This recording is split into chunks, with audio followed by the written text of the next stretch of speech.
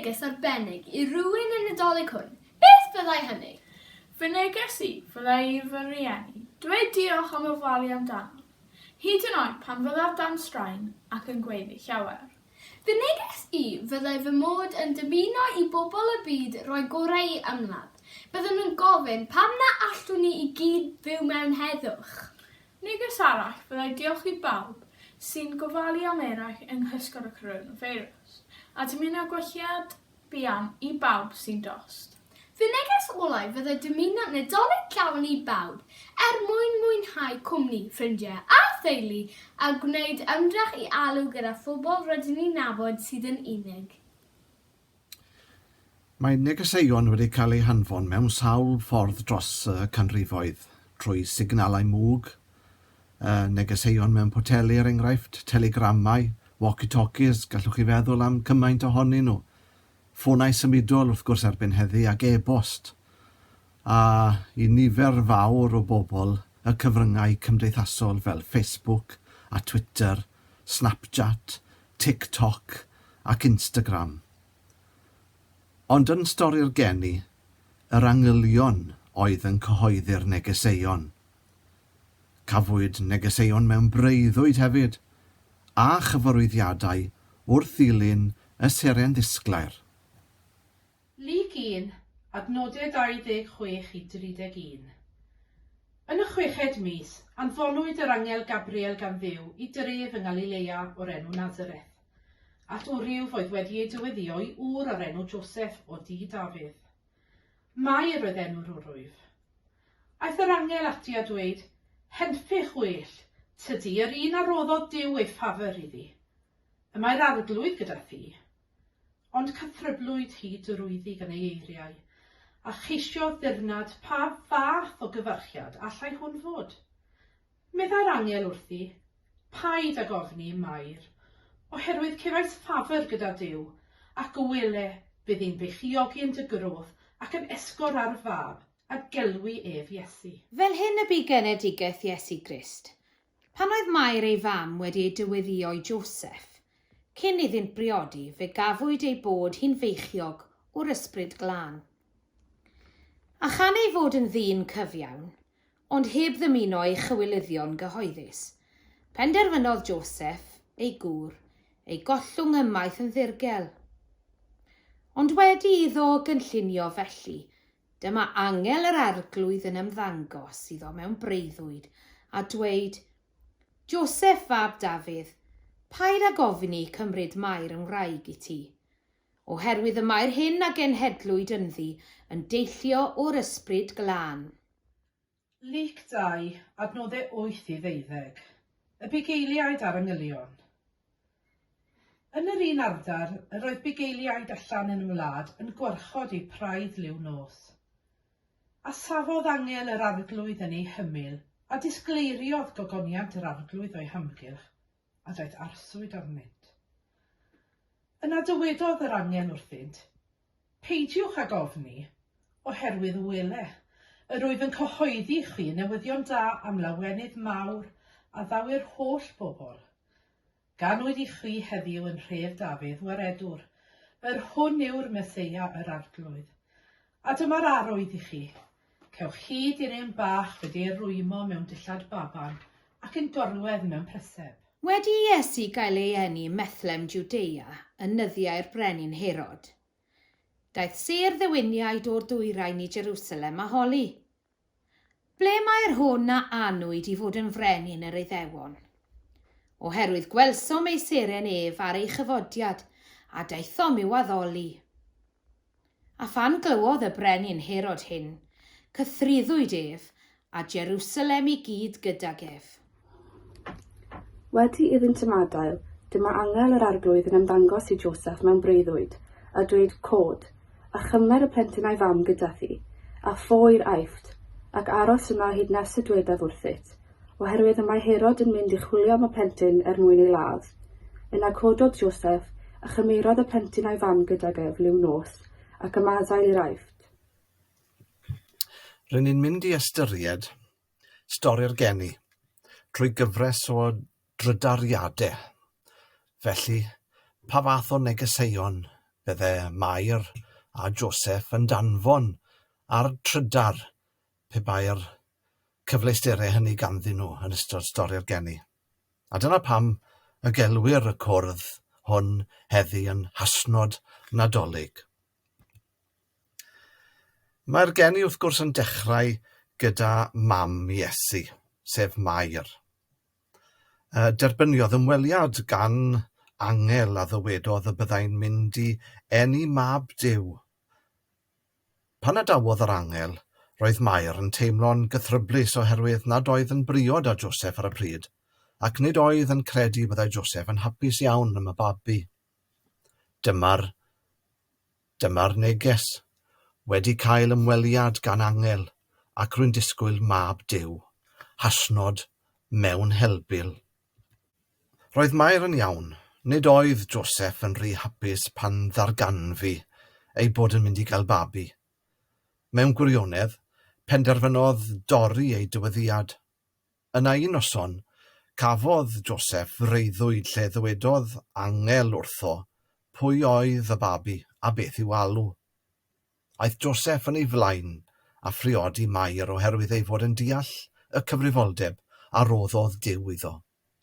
A dyma'i neges drydar, wedi cael breuddwyd rhyfedd, lle daeth angel i ymweld â fi. Dywedodd wrtha i alw'r mab yn Iesu sy'n golygu ceidwad, hasnod, cyfrifoldeb mawr. Bu'n rhaid i Mair a Joseph deithio i Bethlehem mwyn i'r Rufeiniaid eu cyfri ar gyfer y cyfrifiad. Roedd yr Rufeiniaid eisiau darganfod faint o bobl oedd yn byw yn ei ymerodraeth. Mair yn trydar, yn feichiog ac ar gefn asyn, hasnod anghyfyrddus. Joseph yn trydar, gobeithio na fydd Mair yn geni yn ystod y daith i Bethlehem, hasnod gofid. Pan gyrraeddodd Mair a Joseph Bethlehem, roedd pob llety'n llawn. Fe arhoson nhw mewn stabl, a dyna lle esgorodd Mair ar Iesu. A Joseph yn trydar, dim lle mewn unrhyw lety, felly aros mewn stabl, hasnod gorffwys, hasnod cysgu o'r diwedd. A Mair yn trydar, y babi'n dod, wedi gorfod dihuno Joseph mewn poen. Y dyddiau hyn, mae'r rhieni'n tueddu i gyhoeddi genedigaeth ei babi drwy rannu lluniau ar gyfryngau cymdeithasol, neu anfon negeseuon testun. Felly dyma fersiwn Twitter o'r cyhoeddiad am eni Iesu. Wedi cael mab hyfryd, ei enw yw Iesu, hasnod rhieni balch. Wrth gwrs, ni ddefnyddiodd Duw Twitter i gyhoeddi'r newyddion am enedigaeth Iesu'r byd. Yn lle, defnyddiodd lu o anghylion, y bugeiliaid yn trydar. Wedi cael ymweliad gan angylion, ac ar ein ffordd i weld mab Duw, hasnod rhyfeddol. Mae'n bosib bod y bugeiliaid wedi rhoi anreg o oen i faban Iesu. Cyn i Iesu gael ei eni, roedd oen yn cael ei ddefnyddio fel aberth, i ddweud stori wrth Dduw. Mae Cristnogion yn credu bod Iesu, 33 o flynyddoedd yn ddiweddarach, wedi cymryd lle'r oen a marw ar y groes. Trydar gan Joseph, mae'r bugeiliaid wedi bod, wedi rhoi oen i ni fel anreg, hasnod caredig, hasnod be sydd i swper. I gyhoeddi genedigaeth y baban Iesu i'r doethion, defnyddiodd Duw y seren. A dyma neges drydar gan un o'r doethion, wedi dilyn seren ddisglair am fusoedd, ac mae'r amser wedi dod i ymweld â'r brenin, hasnod cyffroes. Rhoddodd y doethion, fel ni'n gwybod, air a thys a myr i'r baban Iesu. Roedd air yn arwydd o Iesu'n frenin. Defnyddiwyd thys mewn addoliad. fel arwydd bod Iesu'n mynd i gael ei aeddoli ledled y byd. Ac roedd myr yn bersawr a ddefnyddiwyd pan fu farw pobl, fel arwydd bod Iesu'n mynd i gael marwolaeth arbennig. A dyma drydariadau'r doethion. Brenin 1 yn Trydar wedi rhoi air i Iesu, hasnod brenin y brenhinoedd. Brenin 2 yn Trydar wedi rhoi thys i Iesu, bydd y byd yn ei addoli, hasnod Haleluia. A brenin 3 yn Trydar wedi rhoi myr i Iesu, hasnod gwaredwr y byd. Rydyn ni gyd yn dweud diolch pan rydyn ni'n cael anrhegion, felly'n rwy'n siŵr y byddai Mair a Joseph wedi dweud diolch i'r bugeiliaid a'r 3 gŵr doeth. A dyma drydar gan Mair. Diolch am yr anrhegion rhyfeddol, hasnod wedi ein bendithio. Roedd y brenin Herod yn llywodraethu dros Bethlehem. Roedd yn genfigenus pan glywodd fod brenin arall wedi ei eni. A dyna pam nad oedd yn hoffi Iesu ac eisiau ei frifo. Bu'n rhaid i Mair, Joseph a Iesu ddianc i'r aifft. A dyma drydar Joseph. Brenin Herod yn greulon, felly wedi dianc i'r aifft, hasnod rhyddhad. Felly, beth yw neges Duw i'r byd adeg y Nadolig? Nawr rhaid i ni beidio edrych ar stori'r geni fel stori fach ddymunol, sentimental, a manylion, bugeiliaid a doethion yn unig. Craidd a hanfod y Nadolig yw bod y mab wedi dod oddi wrth y tad, wedi wisgo mewn cnawd dynol. Mab Duw yn dod yn fab y dyn, mwyn i blant dynion ddod yn blant Duw. Mab Duw yn cael ei eni o wraig, fel y cawn ninnau ein geni o Dduw. Edrychwn felly ar neges y Nadolig yn y golau hynny. Neges i'r byd adeg y Nadolig yw ei fod yn caru pawb. Nid dim ond pawb sy'n gwrando'r cwrdd hwn, ond pawb yn y byd i gyd. Mae Cristnogion yn credu mai cariad Duw yw'r rheswm pam iddo anfon Iesu gael ei eni i Mair a Joseph. A dyma drydar Duw i orffen. Iesu, rhodd i bawb, caru ti, caru pawb, hasnod ti'n rhyfeddol, hasnod Nadolig llawen.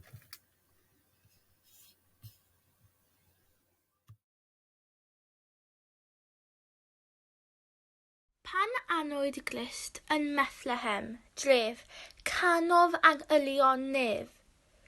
Can yw nawn ninnau'n llawen, yn llef foliant i faban Mair.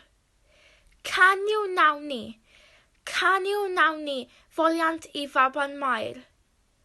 Can yw nawn ninnau'n llawen, yn llef foliant i faban Mair.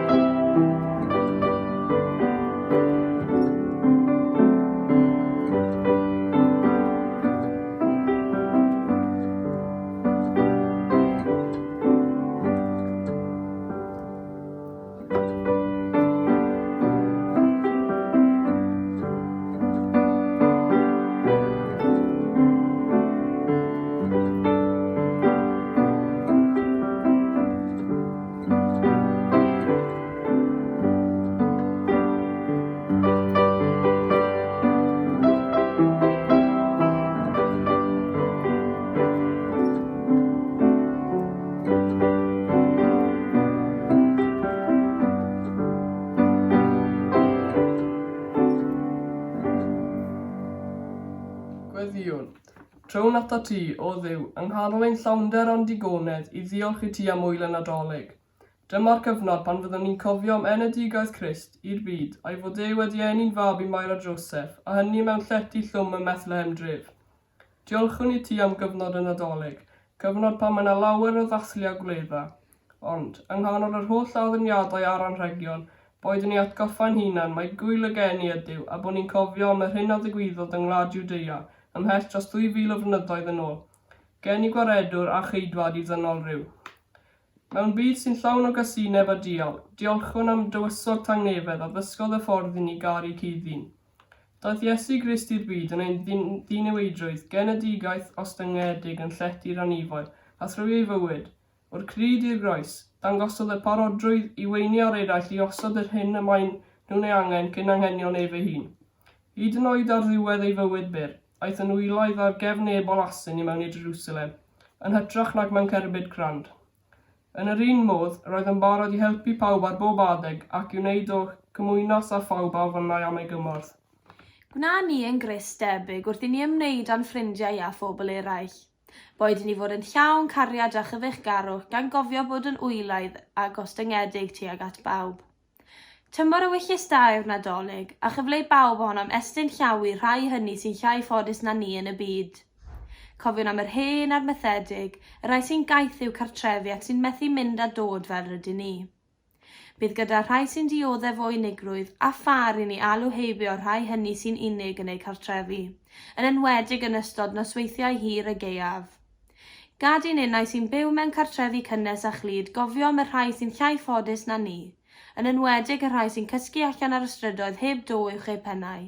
Diolchwn i ti, o Dduw, am y doniau amrywiol rwy ti wedi rhoi i ni. Y gallu i weld gogoniant byd natur o'n cwmpas, yn enwedig yr adeg hon o'r flwyddyn, a gallu i weld gwen ar wynebau ffrindiau. Diolchwn am fedru clywed lleisiau pobl sy'n annwyl i ni, a chlywed can y deryn yn ein clistiau. Diolch am y gallu i estyn llaw i bawb sy'n troi atom am gymorth, a bydded i ni gerdded yr ail filltir heb gyfrif y gost. Gwna ni yn ffrindiau da'n gilydd ac i ddysgu chwarae heb unrhyw angytuno.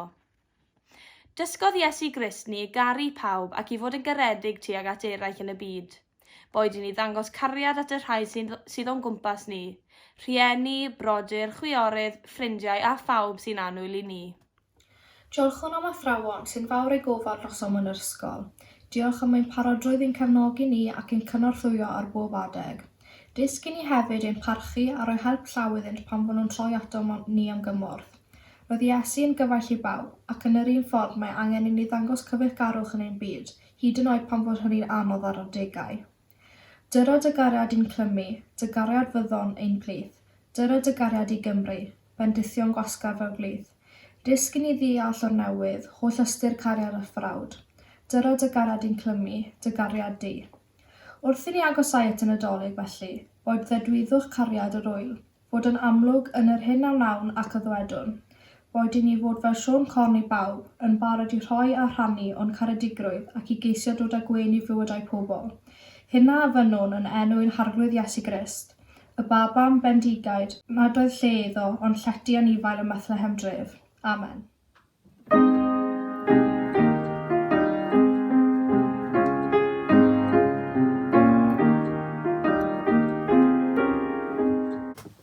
Wel, gai ddiolch i bawb sydd wedi cymryd rhan yn y cwrdd heddi. Carys, Megan, Elin Dafydd, Anerbert, Elin Jones, Mari, Lola, Llyr, Sara a Lori. Diolch yn fawr iawn i chi am eich parodrwydd. Defnyddiwyd deunyddiau o assemblies.org.uk a'r llyfr Dwy Law yn Erbyn gan Dwynwen Teifi. Wel, bydd cwrdd nesaf Bethel ar y 9fed o Ionawr am 2:00 prynhawn dan ofal Anthon, Dilwen, Cyril a Eric yn y capel gobeithio neu ar Zoom yn dibynnu ar yr amgylchiadau ar y pryd. Wel, sen ni yn y capel heddi, bydde un ohonon ni wedi cael y pleser o gyflwyno rhoddion i 2 o'n ysgrifennyddion ni, sef Anne, Herbert a Elin Jones.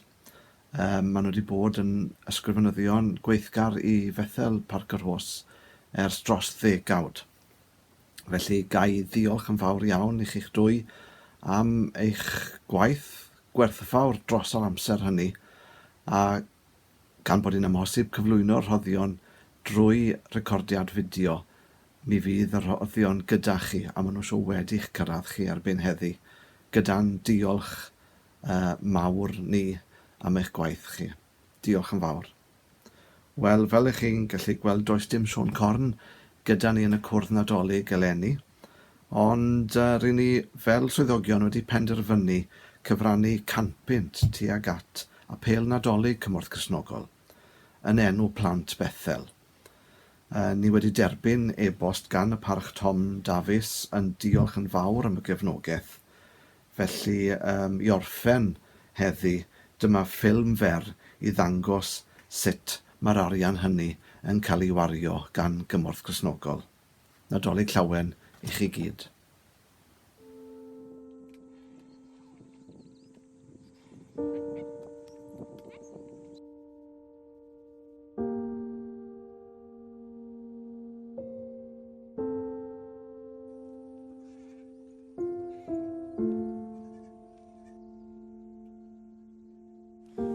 Sen zaman war ki mana zama chali svedap ken ben baitan wa kan ko mama paidit wala wir lol kan ten mai ka ket ake ku ya ke o gamten wodo ke tur kana aket piu aka da piu na ngi tuanya paidit na ngi le yok wa na ngi le ja ka jen ku koj bar du ka la wir ku ke ka ke piu ke ku dek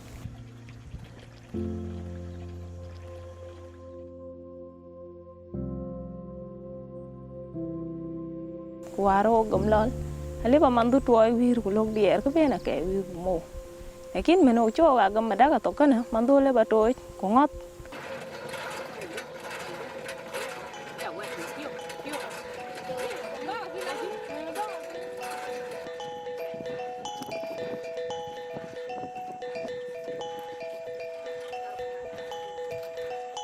au ban ke ga piu waro gomlol mi dai so ke toy piu ma daga piu pa to pe Achini tuai. Piu mà đã gái bé đó nổ cái piu pa tape. Tuai nhai kuyok kaliu tu. Wal di luar wel dan penyi tiang piu. Ko ai se ban lu ke wala wir de piu pat.